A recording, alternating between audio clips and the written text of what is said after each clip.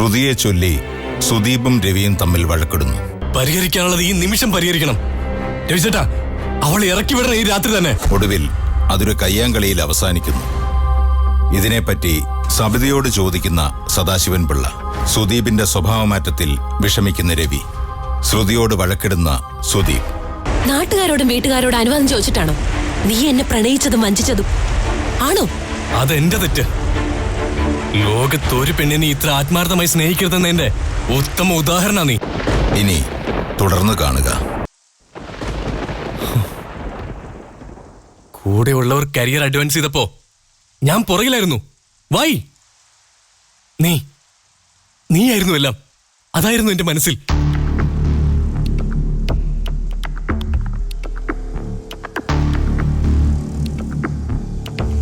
നീ എന്നോട് പറഞ്ഞ കള്ളങ്ങൾ നിനക്ക് ഓർമ്മയുണ്ടോ? ഉണ്ടോ?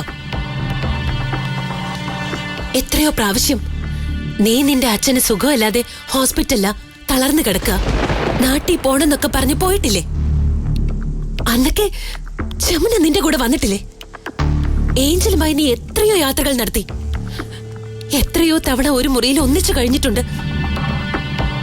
അത് ഞാൻ എന്റെ കണ്ണുകൾ കൊണ്ട് കണ്ടിട്ടുണ്ട്. എന്റെ മുഖം ഒന്ന് വാടിയത് നീ എപ്പോഴെങ്കിലും കണ്ടിട്ടുണ്ടോ? ഉണ്ടോ?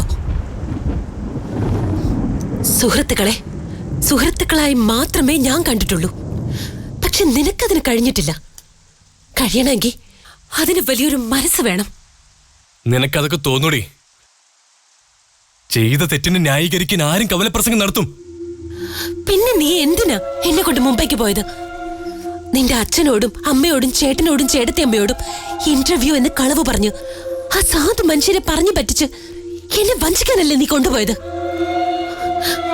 അങ്ങനെ എത്രയോ സ്ഥലങ്ങളിൽ ഇല്ലാത്ത ഇന്റർവ്യൂവിന്റെയും സുഹൃത്തുക്കളുടെ കല്യാണത്തിന്റെയും പേരിൽ എന്നെ കൊണ്ടുപോയത് ചതിക്കാനല്ലേ? എന്നിട്ട് ഞാൻ നിന്നെ അവിശ്വസിച്ചില്ലല്ലോ. എത്ര സന്തോഷത്തോടെയാ ഞാൻ നിന്റെ കൈയും പിടിച്ച് ഒപ്പം വന്നത്. ആ നിമിഷങ്ങൾ ജീവിതത്തിൽ നിനക്ക് മറക്കാൻ കഴിയോ? നിനക്ക്? ജയസുധ എന്ന പേര് ഒരിക്കലെങ്കിലും നീ എന്നോട് പറഞ്ഞിട്ടുണ്ടോ? ഉണ്ടോ? അവളുമായി കല്യാണം നിശ്ചയിച്ചിട്ടും നീ എന്നെ ചതിക്കായിരുന്നു. അതെ, ചതിക്കാൻ തന്നെയായിരുന്നു. എനിക്ക് വാശിയായിരുന്നു. എന്നെ ചതിച്ചോണ്ടിരുന്നില്ലേ? എന്റെ കൂടെ ബെഡിൽ കിടന്നിട്ട് മറ്റൊരുത്തനെ സ്നേഹിച്ചവളല്ലേ നീ? അപ്പോ അറിഞ്ഞുകൊണ്ട് നീ എന്നെ ചതിക്കായിരുന്നു. പ്രതികാരത്തിന് വേണ്ടി ജീവന് തുല്യം സ്നേഹിച്ച എന്നെ ചതിക്കായിരുന്നു നീ. അതെടി, അങ്ങനെ തന്നെയാ. നിനക്ക് എന്ത് ചെയ്യാൻ കഴിയും?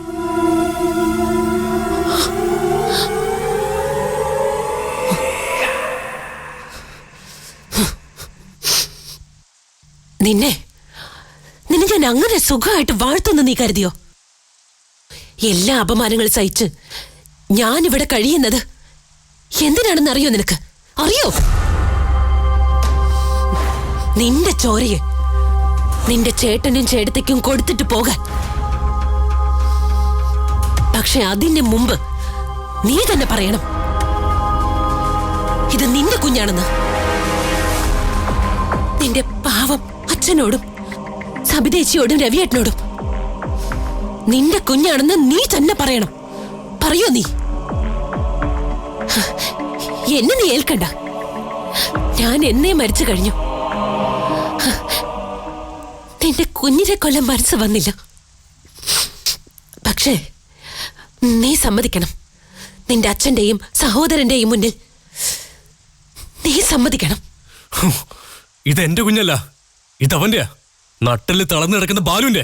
അവന്റെ ആശുപത്രി കേസിന് കാശ് പിരിക്കാൻ നീയും അവനും കൂടി നടത്തുന്ന നാടകമല്ലേ?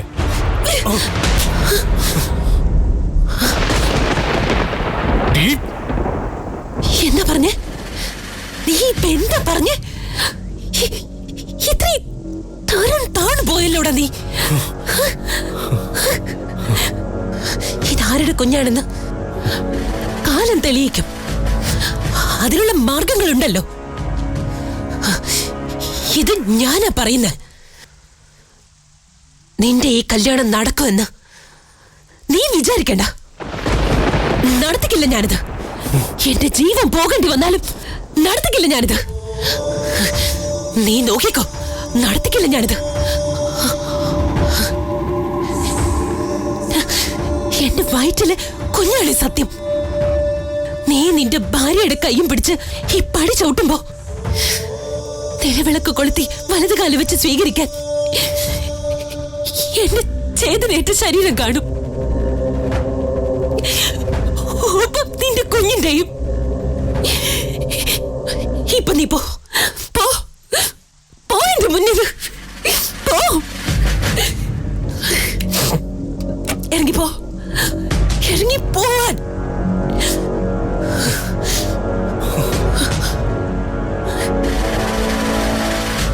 ഒന്ന് നിൽക്ക്.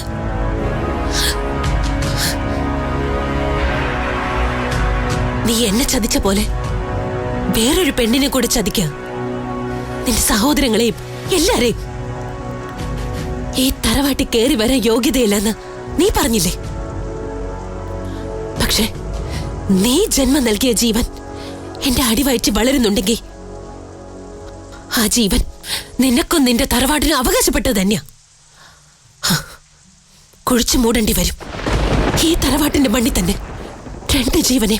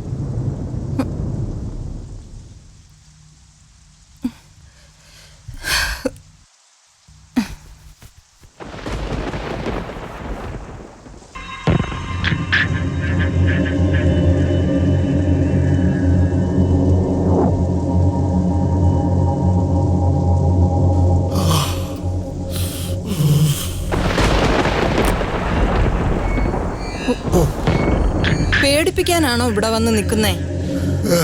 എനിക്കിപ്പോ ഒരു കുഴപ്പമില്ല, തലവേദനയൊക്കെ കുറഞ്ഞു. പോയി കിടന്നാട്ടെ. എന്തിനാ സങ്കടപ്പെടുന്നത്? കൊച്ചു പിള്ളേരെ പോലെ. പ്രായം ഇത്രയായിന്ന് ചിന്തിക്കണ്ടേ? ഞാൻ സരസ്വതിയെ ഒന്ന് ഓർത്തുപോയി. ഞാൻ ചൂടുവെള്ളം എടുത്തു തരാം. വേണ്ട വേണ്ട, ഒന്നും എടുക്കണ്ട. കുടിക്കണം. ഇതാ കുടിക്ക്.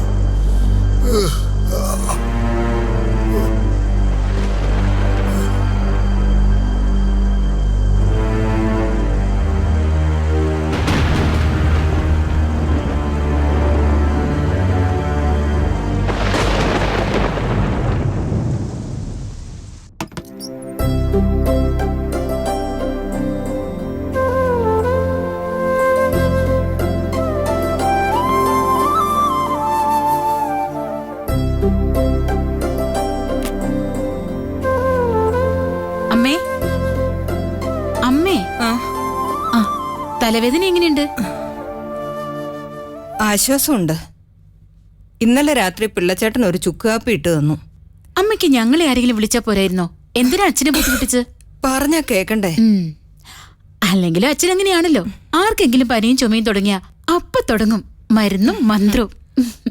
കണ്ണുള്ളപ്പോഴേ അതിന്റെ വില അറിയൂ. അതില്ലാതാവണം, അപ്പം മനസ്സിലാവും. അല്ല, അച്ഛൻ എഴുന്നേറ്റില്ലേ? സാധാരണ ഈ നേരത്തെ എഴുന്നേറ്റ് പറമ്പിലൊക്കെ പോണതാണല്ലോ. അത് രാവിലെ എഴുന്നേറ്റ് ഞാനൊരു ചായ ഇട്ട് കൊടുക്കുന്നല്ലേ. ഇപ്പൊ അതൊക്കെ മുടങ്ങിയല്ലോ, അതായിരിക്കും എഴുന്നേക്കാത്തത്. എന്നാ ഞാൻ എന്റെ ചായ കേട്ടോ. ഇന്നെല്ലാം ലേറ്റാ. ശരി മോളെ.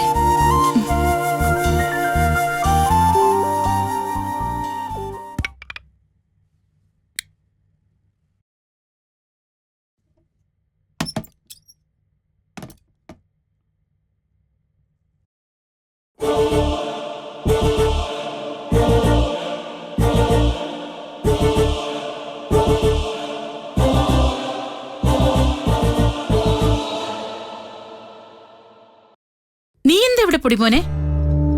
നീ ഇവിടെ വന്നിരിക്കാണോ? നിന്റെ ഇരിപ്പ് കണ്ടപ്പോ ഞാൻ പേടിച്ചുപോയി. വല്ല കള്ളന്മാരും ആണെന്ന് വിചാരിച്ചു. ഒന്നുമില്ല, കുറച്ചാളെ പുറത്തേക്കൊന്ന് ഇറങ്ങിയിട്ട് പറമ്പൊക്കെ ഒന്ന് കാണാന്ന് വിചാരിച്ചു. അത് നന്നായി. നീ കേറി വാ, ഞാൻ ചായ എടുക്കാം.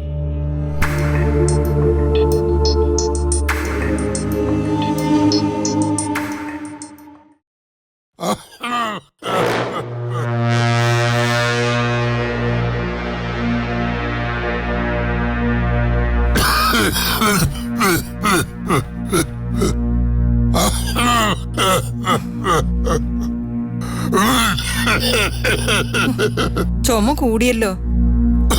ഒന്നാമത്തെ ഉറക്കൊഴിക്കരുതെന്ന് ഡോക്ടർ പറഞ്ഞിട്ടുള്ളതല്ലേ. സൗദൂന് എങ്ങനുണ്ട്? എനിക്കൊരു കുഴപ്പമില്ല. പൊടിമോൻ എന്തിയെ? എഴുന്നേറ്റെന്ന് തോന്നുന്നു. ഞാനൊരു ദുസ്വപ്നം കണ്ടു. ഉറക്കം കുറഞ്ഞ അങ്ങനെയാണല്ലോ. ആവശ്യമില്ലാത്തതൊക്കെയല്ലേ കാണൂ. ഇതങ്ങനല്ല സൗദു. പിന്നെന്താ? പറയാം.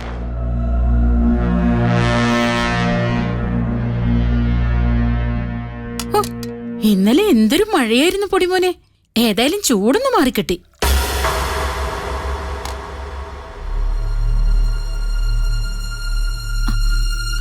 എന്താ പൊടിമോനെ? ഞാൻ നിങ്ങളുടെ ഭാഗത്തുനിന്ന് ചിന്തിക്കേണ്ടതായിരുന്നു ശബരിച്ചി. ആകെ കൂടെ എല്ലാം കൂടി കേട്ടപ്പോ വെറുതെ ചേട്ടനായിട്ടുള്ള വഴക്കും. ആ, നിങ്ങളുടെ എല്ലാവരുടെ ആഗ്രഹം പോലെ ശ്രുതി ഇവിടെ തന്നെ നിൽക്കട്ടെ. സത്യമാണോ നീ പറയുന്നത്?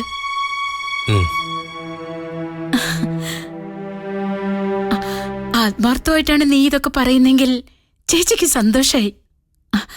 ഈ സന്തോഷം നാളെ നീ തന്നെ തല്ലിക്കെടുത്താതിരുന്നാ മതി. ഒന്നും ഉണ്ടാവില്ല. എന്റെ വാക്കാ. എന്റെ ചേട്ടനെ എടുത്തിക്കും വേണ്ടി ഇത്രയെങ്കിലും ചെയ്യണ്ടേ? സന്തോഷായി. നീ നിക്ക്, അച്ഛനും ഒരു ചായ എടുക്കട്ടെ. അച്ഛന് ഇന്നലെ വയ്യാതിരിക്കായിരുന്നു. നീ കൊണ്ടേ കൊടുക്ക്. അച്ഛന് സന്തോഷാവട്ടെ. ചെല്ല്.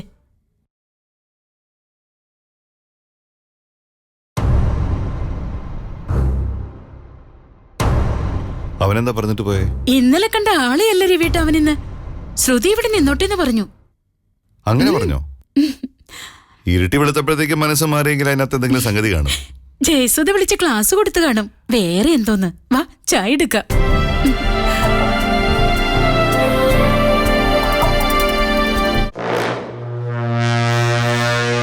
വെളുപ്പാങ്കാലത്ത് കാണുന്ന സ്വപ്നങ്ങൾ വെളിച്ചപ്പാടുപോലെ ഭവിക്കുമെന്ന് വ്യക്തമായിട്ടാ കണ്ടത്.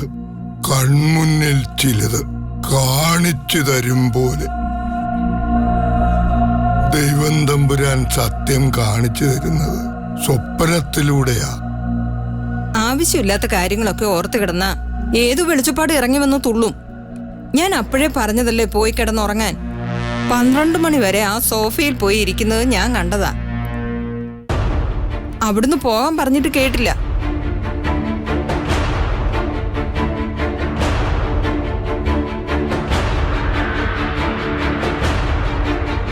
കുറെ നാളുകൊണ്ടാ ഇന്നലെ ഒരു മഴ പെയ്തത്. ചൂടിളകിയപ്പോ തലയ്ക്ക് പിടിച്ചത് പിള്ളച്ചേട്ടനാ. എന്റെ സുദീപേ, ഏതാണ്ടൊക്കെ സ്വപ്നം കണ്ടുന്ന്.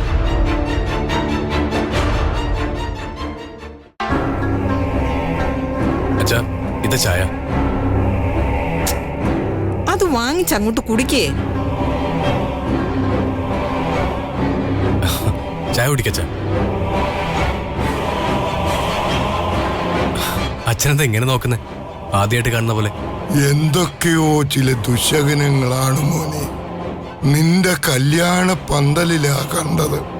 ഒച്ചപ്പാടും നിലവിളിയും ബഹളവും കരാള രൂപങ്ങളും ചോരയും തീയും പുകയും. ഞാൻ ഭയന്ന് കണ്ണ് തുറന്നുപോയി.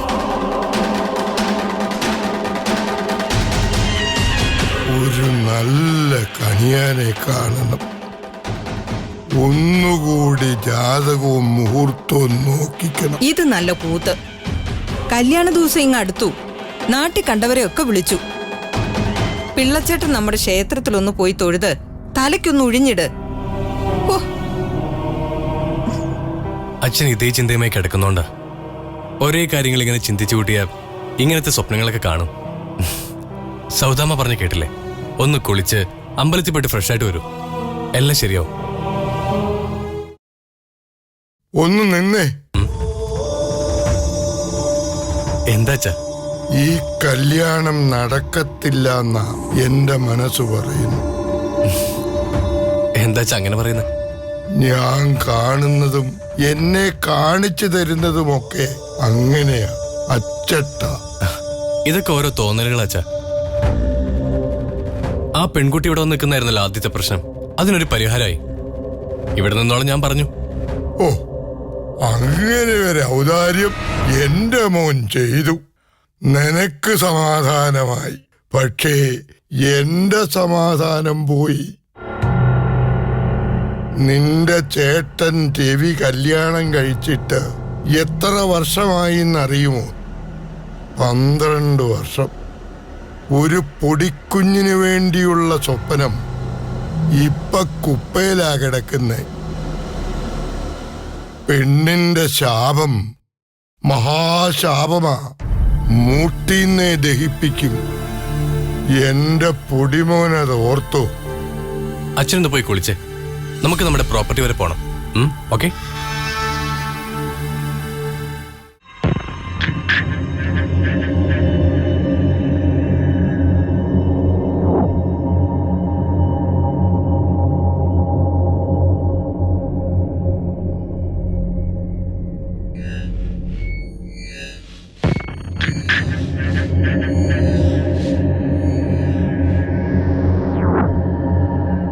സുദീപ് മനസ്സുകൊണ്ട് മാറിയിട്ട് ഇങ്ങനൊരു തീരുമാനം എടുത്താണെന്ന് എനിക്ക് വിശ്വസിക്കാൻ കഴിയുന്നില്ല.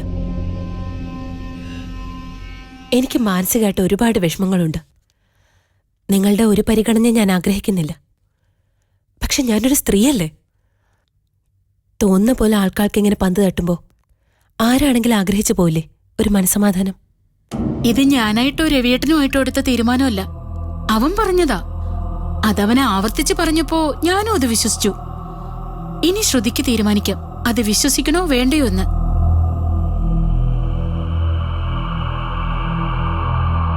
അങ്ങനെയാണെങ്കിൽ എനിക്കിത് സുദീപിന്റെ നാവിന്ന് കേൾക്കണം. നാളെ അത് എന്റെ മുഖത്ത് നോക്കി സുദീപിന് മാറ്റി പറയാൻ കഴിയില്ലല്ലോ. അതാ നല്ലത്. ഞങ്ങള് പറയുന്നതിനേക്കാൾ അവൻ പറയും എന്തിനാണ് ഇങ്ങനെ ഒരു തീരുമാനം എടുത്തതെന്ന്. വാ, നമുക്കിപ്പൊ തന്നെ അല്ല, സംസാരിക്കാം. ചേച്ചി പോയാ മതി. നമുക്ക് അവന്റെ റൂമിലേക്ക് പോവാൻ ഞാൻ കൊണ്ടുപോവാം. വാ. പോയി ചോദിച്ച് അനുവാദം മേടിക്കലല്ലോ വേണ്ടത്, വന്ന അനുവാദം തരികയല്ലേ. ചേച്ചി ചെല്ല്.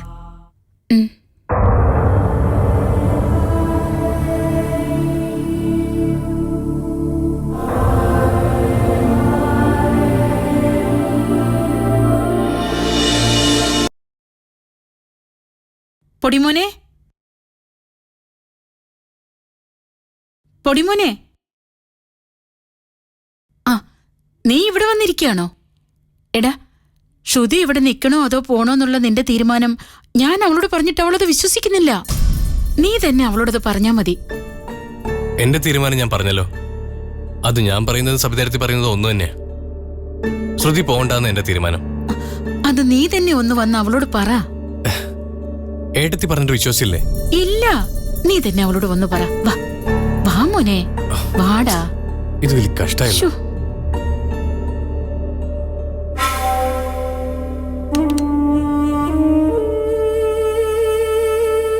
ശ്രുതി, ദേ സുദീപ് വന്നു. വാ വാ ശ്രുതി. ചേച്ചി വന്ന് പറഞ്ഞ കാര്യങ്ങളൊക്കെ എനിക്ക് മനസ്സിലാവാതെ പോയിട്ടല്ല. പക്ഷെ എനിക്ക് സുദീപ് സാറിന്റെ വായിന്ന് തന്നെ കേൾക്കണം. എന്നെ ഈ വീട്ടിൽ കൊണ്ടു നിർത്തിയത് സാറിന്റെ സഹോദരനും ഭാര്യയാണ്. അതിനുശേഷം എന്നെ ഇവിടെ നിർത്താൻ സപ്പോർട്ട് ചെയ്തതും സാറ്. പെട്ടെന്ന് ഇവിടെ നിന്ന് ഇറങ്ങിപ്പോണെന്ന് പറഞ്ഞതും സാറ്. ഒരു രാത്രി ഇരുട്ടി വെളുത്തപ്പോ സാറ് വീണ്ടും വന്ന് പറയുന്നു എന്നോട് ഇവിടെ തന്നെ നിന്നോളാം. ഇനി അത് മാറിക്കൂടുന്നില്ലല്ലോ. അതുകൊണ്ട് എനിക്കൊരു ഉറപ്പ് വേണം, അല്ലേ ചേച്ചി?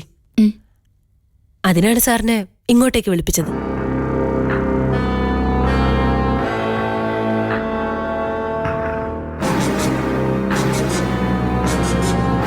എനിക്ക് പറയാനുള്ളതൊക്കെ ഞാൻ സബിതേരത്തിയോട് പറഞ്ഞിട്ടുണ്ട്. അത് തന്നെ എന്റെ അഭിപ്രായം. സബിതേരത്തി രവിയേട്ടനും എനിക്ക് അത്രയും പ്രിയപ്പെട്ടവരാ. അവരുടെ ജീവിതത്തിലെ സന്തോഷത്തിന് വേണ്ടിയോ അല്ലെങ്കിൽ പുതിയൊരു ജീവിതത്തിന് വേണ്ടിയോ അവർ തിരഞ്ഞെടുത്ത മാർഗം ഇത്. അതുകൊണ്ട് ഞാൻ എന്റെ പിടിവാശിയും മറ്റു നഷ്ടങ്ങളും നോക്കുന്നത് ശരിയല്ല. സോ എന്റെ തീരുമാനം മാറ്റണമെന്ന് തോന്നി, അത്രമാത്രം. എന്ന് വെച്ചാ എന്റെ വയറ്റിൽ വളരുന്ന കുഞ്ഞിനെ പ്രസവിച്ച് ഉപാധികളില്ലാതെ അവർക്ക് കൊടുത്തിട്ട് പോണം, എഗ്രിമെന്റ് ഇല്ലാതെ. അല്ല, അതല്ലേ സാർ ഉദ്ദേശിച്ചത്? അതിനു വേണ്ടിട്ടല്ലേ ഈ കോംപ്രമൈസ്?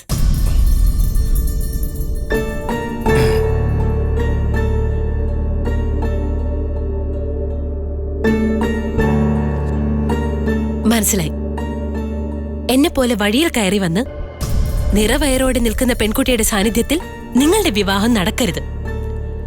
അതെല്ലാവർക്കും നാണക്കേടാണ്. ഈ തറവാടിനത് മോശമാണ്. അത് സാറും ആഗ്രഹിക്കുന്നു, സാറിന്റെ ഭാര്യ വീട്ടുകാരും ആഗ്രഹിക്കുന്നു. ആ ആഗ്രഹത്തിനും അഭിപ്രായത്തിനും ചെവി കൊടുക്കാതെ പിന്നെയും എന്നെ ഇവിടെ നിർത്താൻ അനുവാദം തന്നതിന്റെ കാരണം ഇവരുണ്ടാക്കി വെച്ചിരിക്കുന്ന എഗ്രിമെന്റ്. ക്ലിയറായി, ഇപ്പൊ ക്ലിയറായി. ഓക്കെ ചേച്ചി, ഇപ്പോഴാണ് എനിക്ക് സമാധാനായത്. ഇപ്പെല്ലാം വ്യക്തമായല്ലോ. ശരിയാ മോളെ, മോള് പറഞ്ഞതാ ശരി. എനിക്കിപ്പോ സമാധാനായി. ഞാൻ കിച്ചണിലേക്കൊന്ന് ചെല്ലട്ടെ. ഒന്നും ചെയ്തിട്ടില്ല. ഇന്നാണെങ്കിലും ഒരുപാട് തിരക്കുള്ള ദിവസാ. രവിക്കാണെങ്കിൽ അവിടെ ഒരു 100 കൂട്ടം പണിയുണ്ട്. ചേച്ചി ചെല്ല്, ഇപ്പൊ എല്ലാത്തിനും ഒരു തീരുമാനമായല്ലോ. എന്ന് ഞാൻ പോട്ടെ. ഡാ, നിങ്ങൾ തമ്മിൽ സംസാരിക്കേ. എന്താ സംസാരിക്കത്തെ? ചെല്ലേ, നിങ്ങൾ സംസാരിക്കേ.